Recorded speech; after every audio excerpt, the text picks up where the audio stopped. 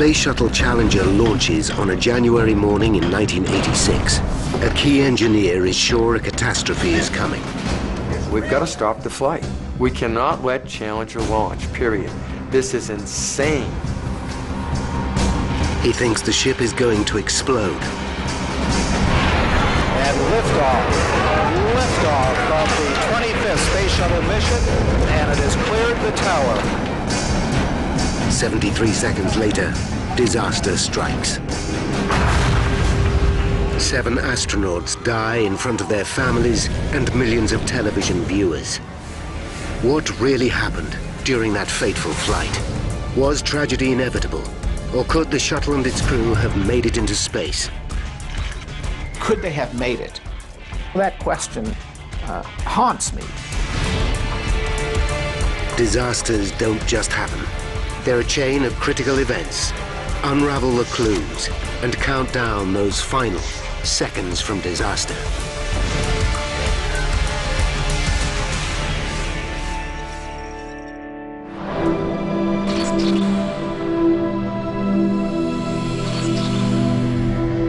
North America, Florida. January 28th, 1986. 8:08 a.m. 1.5 hours to liftoff. At Kennedy Space Center, final preparations are underway for the most anticipated space mission since the glory days of the Apollo era. Thousands have descended to the Cape to watch Space Shuttle Challenger make history by sending the first citizen into space. Schoolteacher Krista McAuliffe. Krista never thought of herself as an astronaut. She felt that she was a teacher now. She felt this way, that she could show everyone how important teachers were and get children excited about education and wanting to do the very best that they could. She said it was the best field trip ever. Oh, it's great, I love it! 37-year-old Krista, mother of Scott and Caroline, has spent 5 months training for space. In the process, she has become a national celebrity. She knows there's a lot riding on this mission. The 25th shuttle launch will be far more than just another trip into orbit. It's designed to resurrect the entire program. After 2 decades of budget cuts and a loss of public interest, the shuttle has never made good on its promise to provide a routine bus service to space. By sending Krista into orbit, NASA hoped to restore faith in their billion-dollar baby. 8:38 a.m., 1 hour to liftoff. Krista and the 6 other astronauts kit up and prepare to board the spacecraft.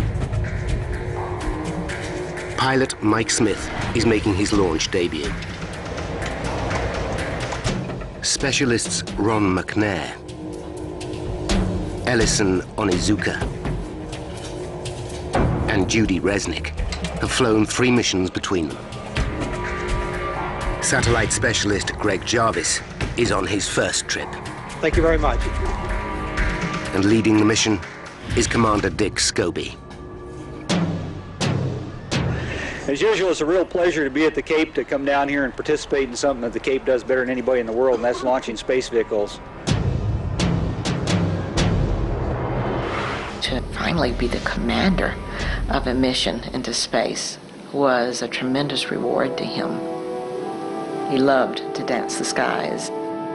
Dick and June were childhood sweethearts, married for 14 years. This is the second time she is watching her husband set off for space. Good morning, Mike. We're ready today. Charlie. Of the 4 spacecraft in the fleet, Challenger is by far the most reliable. In the 2.5 years since its space debut, it has flown 40% of all shuttle missions, sending 51 astronauts into space on 9 trouble-free flights. LVC, DLTC? Go ahead. Okay, as soon as you're ready, gotta go to close out the crew compartment hatch. Okay, we copy. But this mission has not been going to plan. Bad weather has delayed launch for over a week. Unseasonably cold weather has covered the pad in sheets of ice 7.5 centimeters thick and icicles over 1 meter long. No shuttle has ever launched in such freezing conditions. They're still assessing the ice problem that we had on the structure. Launch control decide to delay liftoff for 2 hours in the hope that most of the ice will melt. From their position in the stands, Krista's parents are worried. Just didn't feel right at all. And my husband said, you know, if I could go and take her off that thing, I would. Good morning, Krista. Hope we go today. Good morning, hope so too. With 30 minutes to go, Air Traffic Control clears Eastern Airlines Flight 677 to fly over the Cape en route to Tampa, Florida. Suddenly, the plane hits a strong jet stream.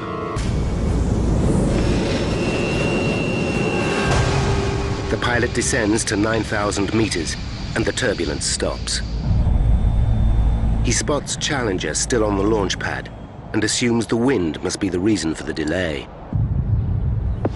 This is Mission Control, Houston at the T-minus 9-minute mark. Flight controllers are ready to support launch. Roger, welcome. With only 9 minutes to lift off, Launch Control checks to make sure all of the shuttle's propulsion systems are functioning properly. Booster go. Challenger's 3 main engines can burn nearly 4,000 liters of fuel a second, fed from the giant 46-meter-tall external tank. But the 2 solid rocket boosters are the real powerhouses of the system.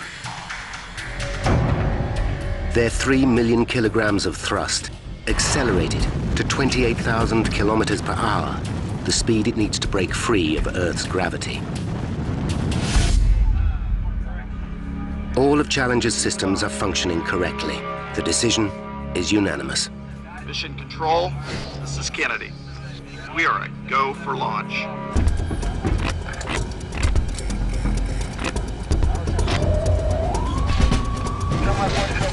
T-minus 2 minutes. With so much fuel in one place, the risks are clear to everyone. But in the history of American spaceflight, no astronaut has ever been killed at liftoff. A comforting fact for some. I suppose every once in a while you'd think about it, but you'd say, oh, NASA can do no wrong. And like Krista said, you know, Mom, she said that shuttle, they can shut that down the very last second if anything's wrong.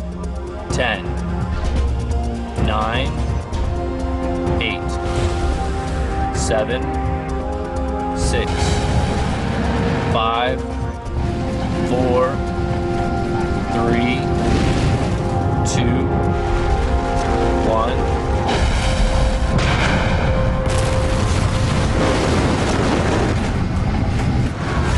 And liftoff of the 25th Space Shuttle mission. Liftoff. For Krista, it's the culmination of 5 months training and a lifetime dream. Challenger, roll program. Roger, roll, Challenger. Almost immediately, the shuttle begins a maneuver to roll over, putting the spacecraft on the correct trajectory for orbit. Good roll, flight. Raj, good roll. Good roll program confirmed. Challenger now heading downrange. Challenger is already traveling at nearly 1,600 kilometers per hour. As it climbs beyond the 10-kilometer mark, a severe crosswind suddenly slams into the shuttle.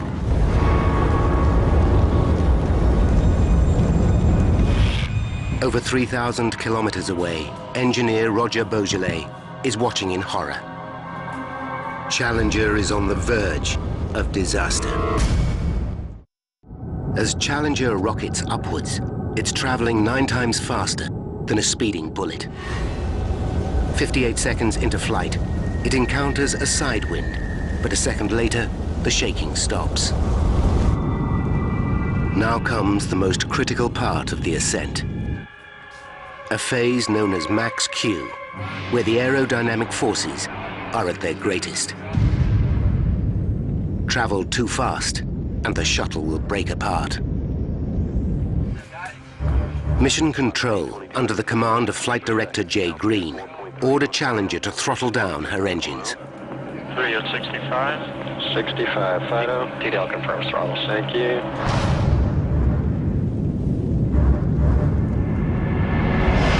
At 66 seconds, Challenger gets the all clear.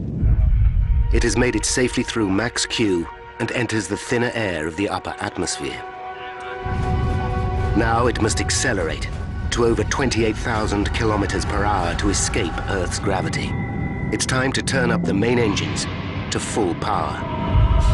Mission Control gives the cue. Challenger, go with throttle up.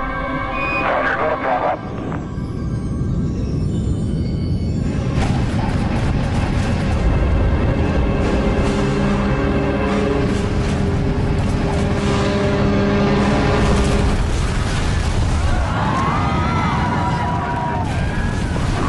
Suddenly, Challenger is engulfed in a massive fireball. Mission Control are stunned. They lose all contact with the spacecraft. Flight GC, we've had negative contact, lost downlink. Copy. Their data hasn't indicated that anything was wrong. Okay, all operators, watch your data carefully. Nobody is sure quite what has happened. Krista's parents can't believe their eyes. The shuttle was gone, and we all knew, everybody knew that something was wrong. Something horrible was wrong, but of course nobody knew what it was. Flight controllers here looking very carefully at the situation. Obviously a major malfunction. At that moment when we were our most excited, it came crashing down. The boosters remain intact, careering wildly off course. For safety, they are destroyed by remote control.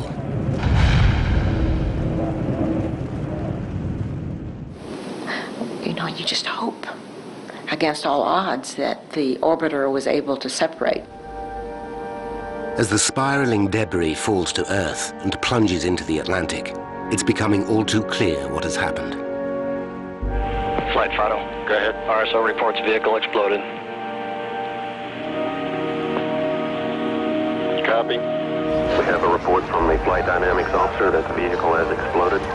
Flight director confirms that. We are looking at checking with the recovery forces to see what can be done at this point. We were just so stricken that this had happened because I never expected anything to happen. It was unreal.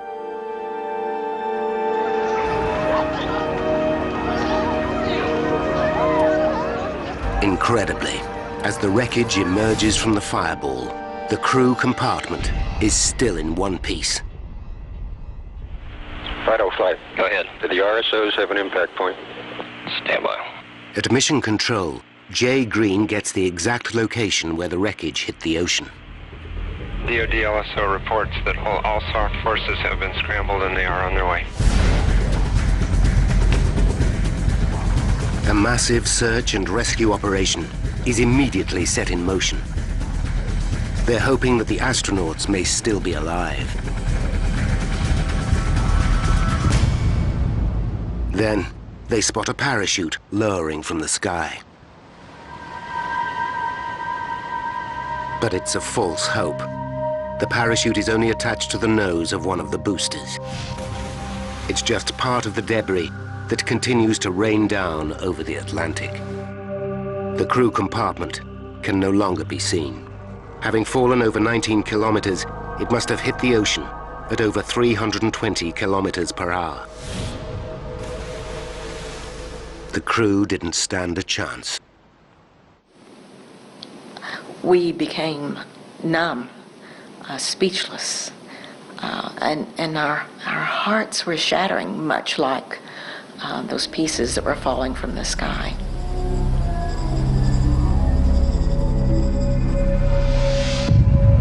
When salvage teams manage to locate the remains of the crew module, what they discover is truly horrifying.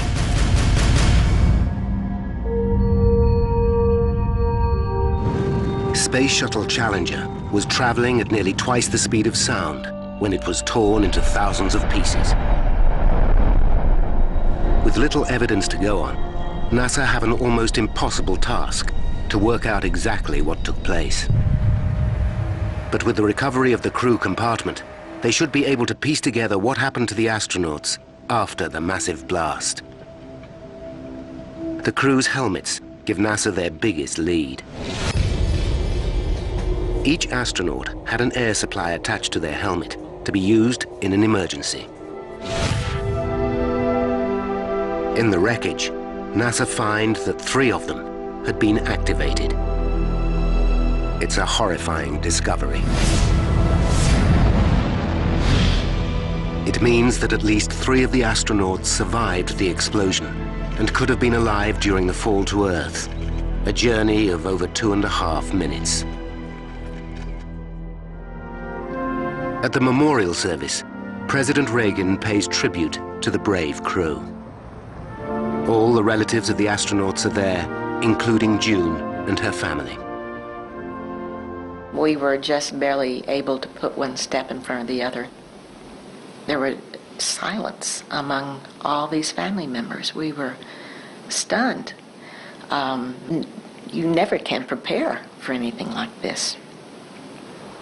The best we can do is remember our 7 astronauts, bringing life and love and joy to those who knew them, and pride to a nation. I was just sad. I just felt the loss. I felt naturally that it never should have happened, and I couldn't do anything about it. Dick, Mike, Judy, Elle, Ron, Greg, and Krista, your families and your country mourn your passing. We bid you goodbye. We will never forget you. While America mourns, the pressure is on to find out exactly what caused the shuttle to explode. A presidential commission spent 5 months investigating the disaster and discover that the right solid rocket booster malfunctioned. The booster is made up of 4 segments bolted together. Where they meet is called a field joint. The area is sealed by a pair of compressed rubber O-rings. At ignition, the rocket fires up in under 1/100th of a second and forces the booster's steel casing outwards. The O-rings must expand at a speed faster than a blink of an eye to stop the rocket fuel escaping out the joint. The commission found that due to the freezing temperatures, the O-rings in the right booster's lowermost field joint did not enlarge as they should have. Gases twice as hot as the inside of a blast furnace escaped with deadly results.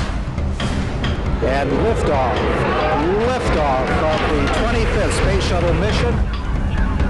As the shuttle accelerated skywards past Max Q, a flame burnt away the support attaching the booster to the external tank. As the attachment broke free completely, the entire bottom section gave way.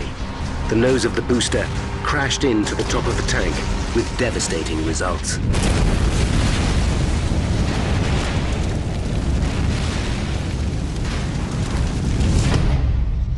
But now, one man is convinced there's more to the story than the O-rings and the weather. After the investigation, a fairly simple conclusion was drawn in the public mind about what went wrong. Cold plus O-rings. Put them together and you have a Challenger explosion. Well, there was more to the story.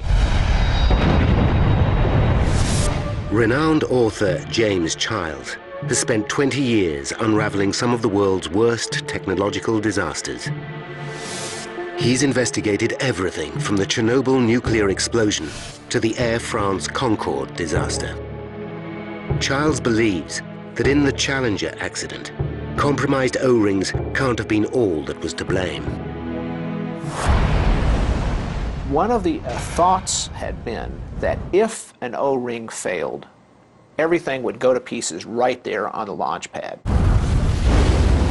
Well, that didn't happen. Instead, it broke up at 73 seconds. Certainly, a mystery is laid in front of us, something else must have been going on beyond a simple O-ring failure. Childs knows that every detail of Challenger's launch will be vital in unraveling the puzzle. He begins by re-examining the evidence that led the Commission to their conclusion that the O-rings were to blame. The original investigation began by looking at the footage shot by more than 200 cameras as the mission got underway.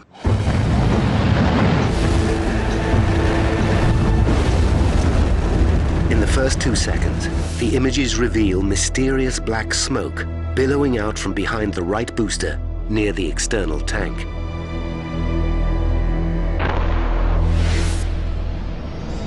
Using the camera positions, the Commission tried to work out exactly where the smoke was coming from. Camera E60, positioned nearly 400 meters from the launch pad, had a direct line of sight to the right booster. But it only got a partial view of the smoke.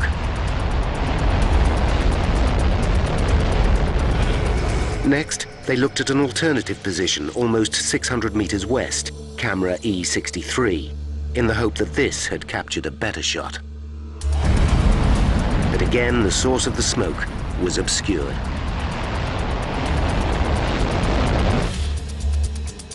The precise location of the smoke was unclear, so the Commission compared the two shots and calculated its origin to be within a 1.3 meter section of the right rocket booster's surface, 13 meters up. Analysis of the footage also indicated the smoke was billowing upwards. This vital information, together with the black color of the smoke, showed that it was the O-rings that were burning.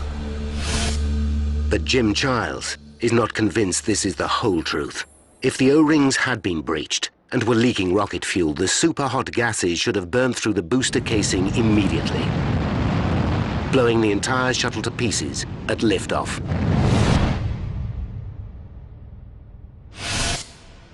As Childs scrutinizes the official report, he realizes he's not the only one with unanswered questions. My name is Roger Beaujolais. Engineer Roger Beaujolais worked for Thiokol, the company that built the boosters for NASA.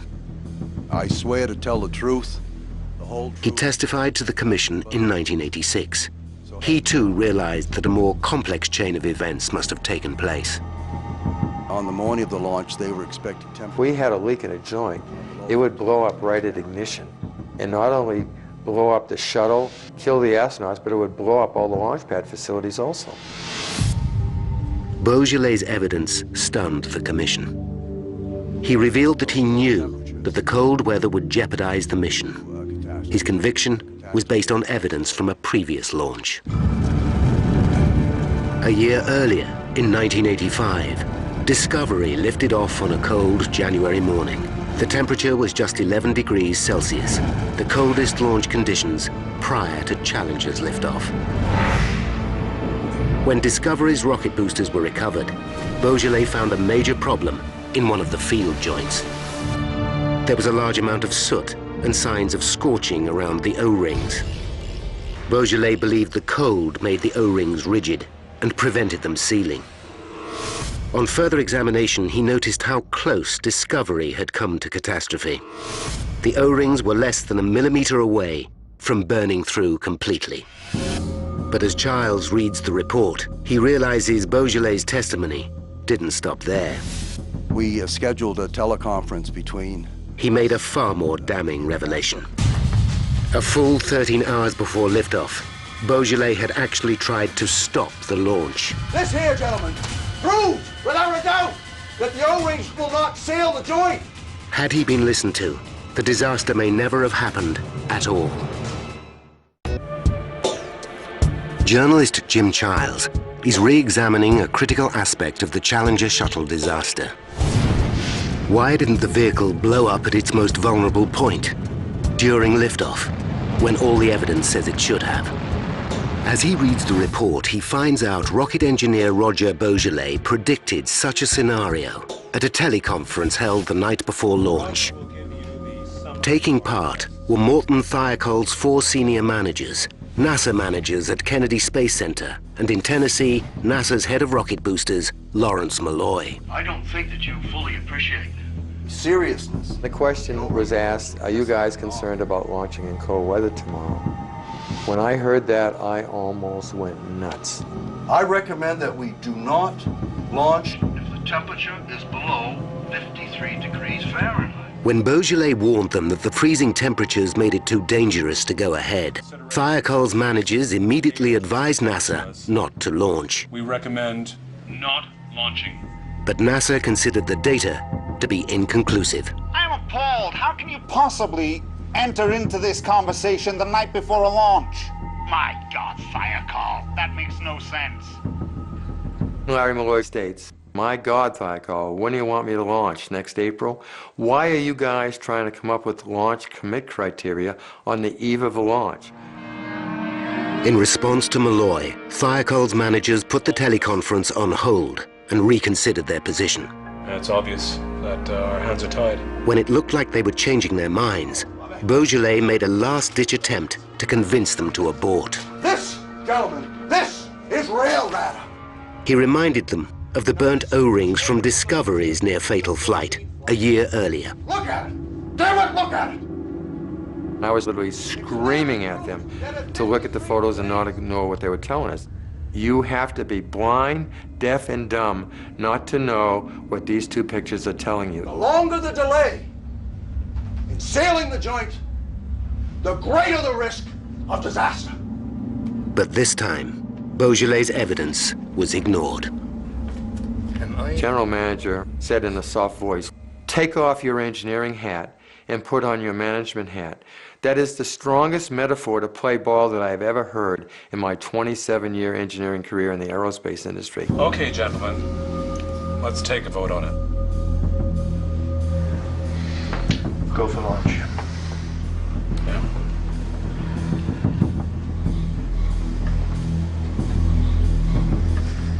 All four managers agreed to launch. This is Thiokol. Back online. What's your answer?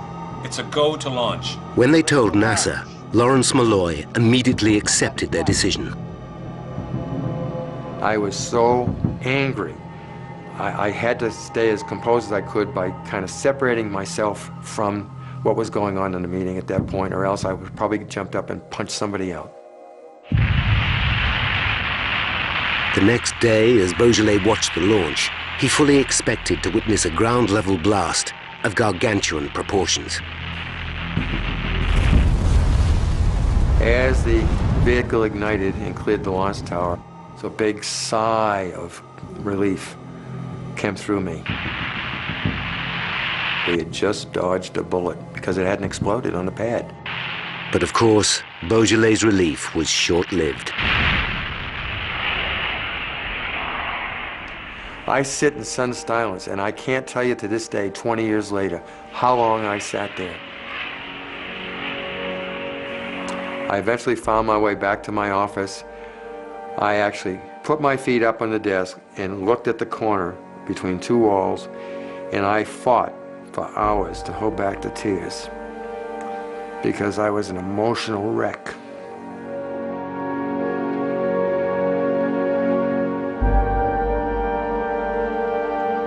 If even the one man who predicted disaster was surprised at what actually happened, then surely there's more to discover about how the 7 astronauts were killed.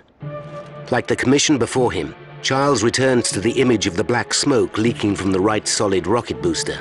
After all, this was the key evidence that pointed to the O-rings being the cause. Are there any more clues to be had from this precious footage? One becomes immediately obvious. The smoke starts, then stops 2 seconds later. Why? We know from the film the smoke starts shortly after launch, it goes for about 2 seconds, it stops. We know that something has stopped it. We don't know what. And there is more.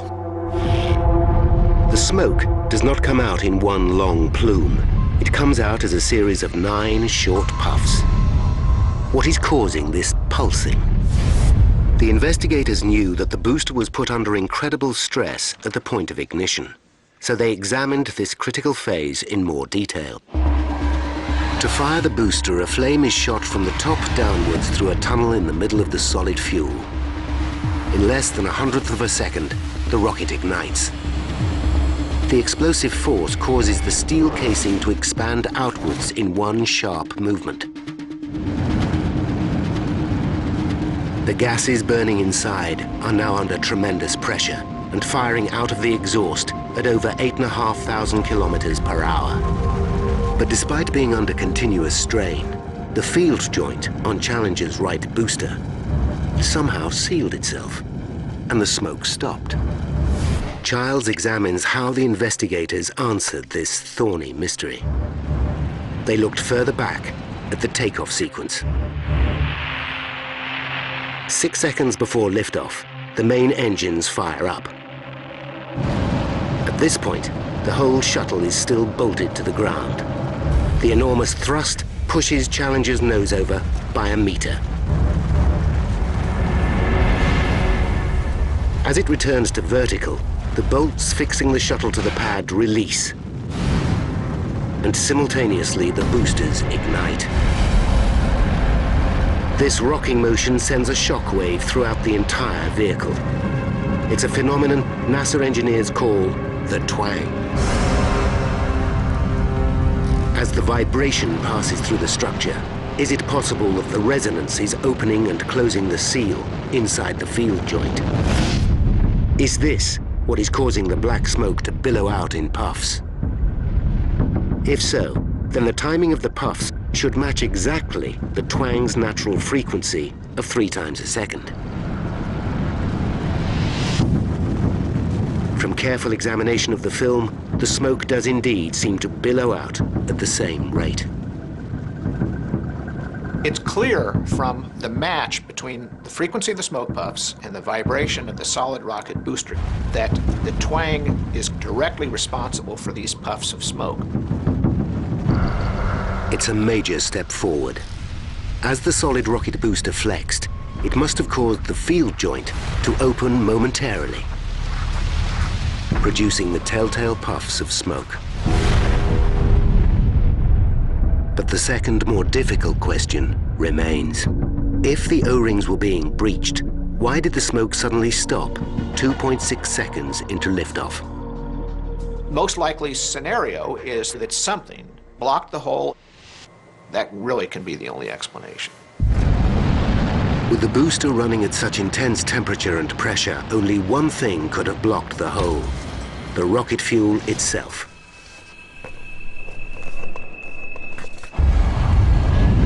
In the 50s, solid rocket fuel was revolutionized when a new element was added: aluminium.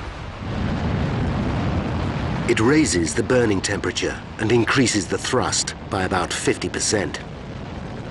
But aluminium-enhanced rocket fuel leaves a metallic residue known as slag, which is normally blown out of the exhaust along with the hot gases. After reading the detailed reports, Childs agrees the slag might be the key to the mystery. We'll never know the exact dynamics, but it fits the physics.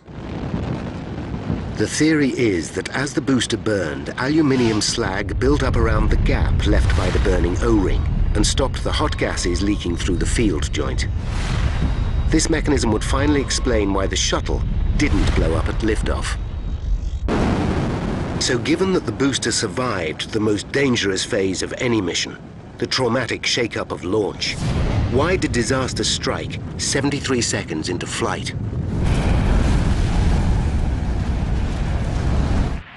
The commission uncovered 2 important leads. At 58.8 seconds, a film camera captures a flame appearing on the side of the right booster. Moments later, there's an unexpected reading in Challenger's flight data. More than 2,000 transmitters spread all over the vehicle give mission control an accurate account of the spacecraft's behavior in real time.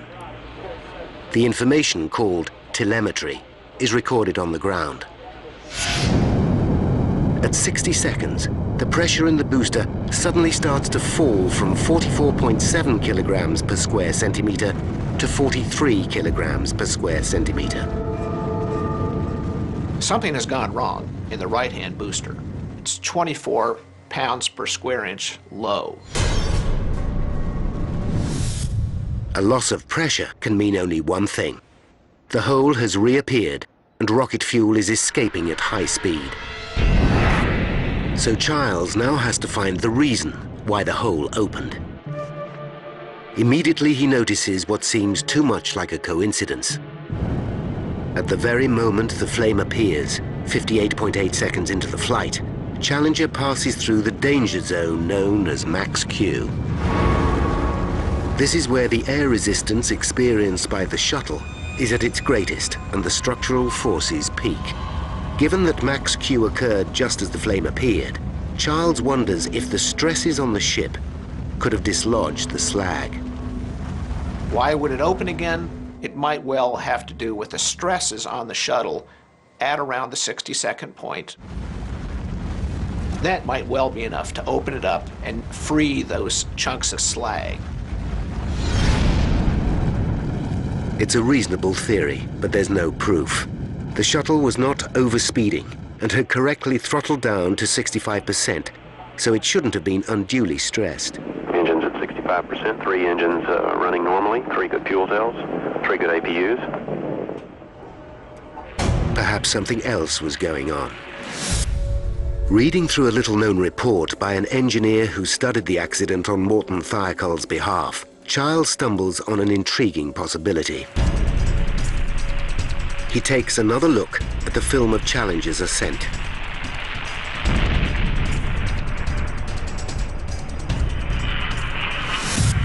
Just as the report states, the trail of exhaust has a very unusual shape. The column of smoke displays a dramatic zigzag, then returns to vertical just moments before the astronauts were killed. Is this smoke trail evidence that the shuttle was hit by a strong side wind during its ascent? Initially, it's hard to make the theory stand up. In the hours leading up to liftoff, NASA's meteorologists sent up several weather balloons to check for strong crosswinds. Their data indicates there was nothing unusual. But Childs isn't convinced the weather balloons got it right. Closer examination reveals the balloons had drifted over 64 kilometers downwind during their ascent. It's unlikely they would have experienced the same weather conditions as Challenger. Further intriguing evidence comes from the telemetry that monitors the ship's direction. At 58 seconds into flight, Challenger's main engine nozzles suddenly alter their thrust angle by 2 degrees. The large adjustment is an automated reaction to keep the craft on track and suggests that some external force could have been pushing Challenger off course. What's more, the shuttle's lateral accelerometer, a device that measures sideways movement, throws up a surprising reading at exactly the same moment. There's a sinister gap in the data. This could mean one of two things. Either there was a glitch in the telemetry, or the lateral acceleration was so violent that the reading went right off the scale. If the second of these two options is the truth, it could be the key as to why Challenger blew apart, taking with it the lives of 7 astronauts. Jim Childs believes he's close to finding out the truth behind what may have caused the Challenger disaster. The telemetry indicates that the shuttle was knocked violently sideways at 58 seconds into the flight.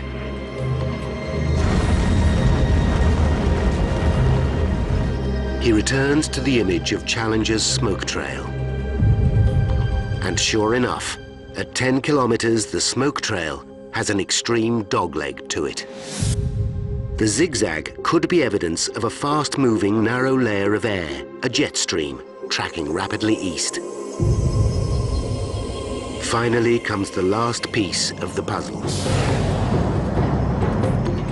The report states that just 30 minutes before liftoff, a commercial jet flew above the launch site. As it did so, the Boeing 757 was hit by a headwind of over 300 kilometers per hour. It's a shocking revelation. It looks like Challenger must have passed through the same layer of air as it climbed towards space. As it entered the jet stream, it would have been hit broadside with a force equivalent to Hurricane Katrina. It seems like some evil twist of fate. The slag is blown free, and now hot rocket exhaust, more than 5,000 degrees Fahrenheit, is free to blast through and to start eating away that steel case. Now, by rewinding the events of that ill-fated flight, and by following the evidence uncovered during the extensive investigation, we can finally reveal exactly what caused the Shuttle Challenger disaster 73 seconds after liftoff.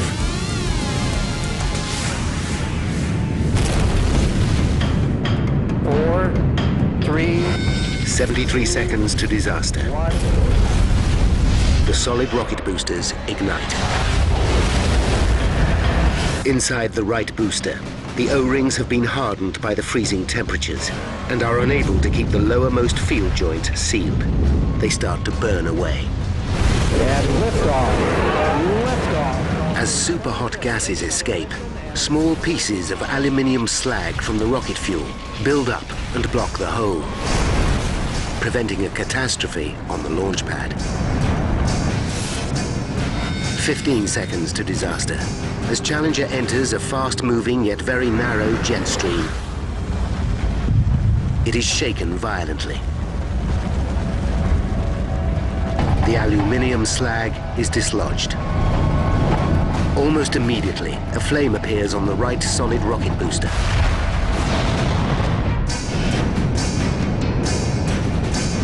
Eight seconds to disaster. With blowtorch intensity, the flame penetrates the external tank, and liquid hydrogen starts to spill out. 1 second to disaster. The attachment between the booster and the tank breaks free, and the entire bottom section of the tank gives way. The Inferno thrusts the hydrogen compartment upwards into the oxygen-filled container, just as the nose of the booster crashes into the top of the external tank. Nearly 2 million liters of fuel combust instantaneously. The shuttle breaks apart.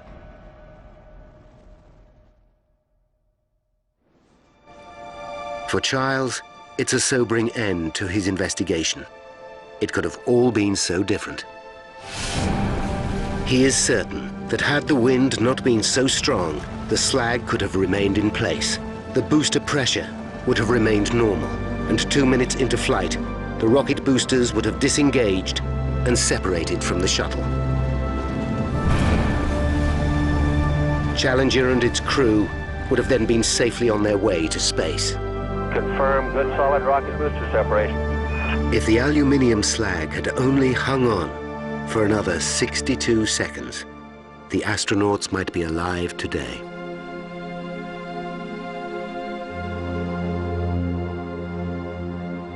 My husband was very angry, very angry. In fact, he was so angry they were worried about him that he might have a heart attack. And he never really lost that anger. He blamed NASA. He felt it never should have happened, and he had lost his daughter, his pride and joy. I never thought I was angry because I was just sad. I just felt the loss, but it had happened, and there wasn't any way of bringing her back or any of them back. In their final report, the Presidential Commission put the Shuttle Challenger disaster down to cold weather, bad decisions, and an unrealistic flight schedule. My world just came crashing down to hear about the causes. It was one of the most difficult days for all of us. We were angry. We were sad. We were sorry, a tremendous loss for us. They held the managers of both NASA and Morton Thiokol responsible for the decision to fly. NASA had promised prompt, routine access to space that would be affordable, and it really couldn't meet any of those conditions. And so the pressure built, the mistakes were made, the signals were missed, and so rather than an O-ring, it was the system that brought Challenger down. In the months following the disaster, Morton Thiokol paid the astronauts' families around $4.6 million, but were awarded a $1.8 billion contract to develop a new range of rocket boosters. NASA's Lawrence Malloy was offered a promotion to Deputy Director of all propulsion systems. Roger Beaujolais resigned from Morton Thiokol and suffered a nervous breakdown. First 2 years after the disaster, we were living hell.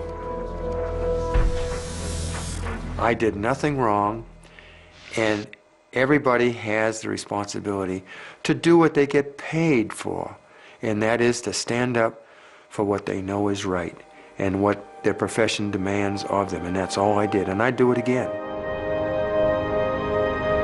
The shuttle program was grounded for 3 years, while the spacecraft was redesigned and a broad range of safety systems put into place. But even so, in 2003, Columbia burned apart on its return journey from space. 7 more astronauts lost their lives. The investigation into the accident concluded that NASA had failed to learn many of the lessons of Challenger.